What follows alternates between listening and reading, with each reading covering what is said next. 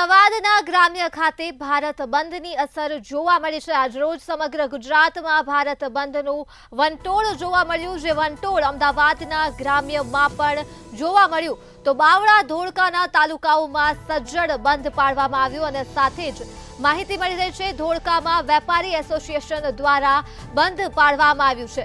તો પોલીસ દ્વારા અમદાવાદના ગ્રામ્યોમાં ચુસ્ત બંદોબસ્ત ગોઠવી દેવામાં આવ્યો છે। માહિતી અમદાવાદના ગ્રામ્યથી મળી રહી છે, જ્યાં ભારત બંધની અસર જોવા મળી છે। વહેલી સવારથી જ ધોળકા તથા બાવળા સહિતના વિસ્તારોમાં બંધ જોવા મળ્યું છે અને ધોળકામાં વેપારી એસોસિએશન દ્વારા બંધના એલાન અને ટેકો આપી સજ્જડ બંધ પાડવામાં આવ્યું છે। બજારોને પણ બંધ રાખવામાં આવ્યા છે, ત્યારે ધોળકાની બજારોમાં કલીકુંડ, પાર્શ્વનાથના સહિતના વિસ્તારોમાં વેપારીઓએ દુકાનોને બંધ રાખી સમગ્ર ભારત બંધને સમર્થન આપ્યું છે।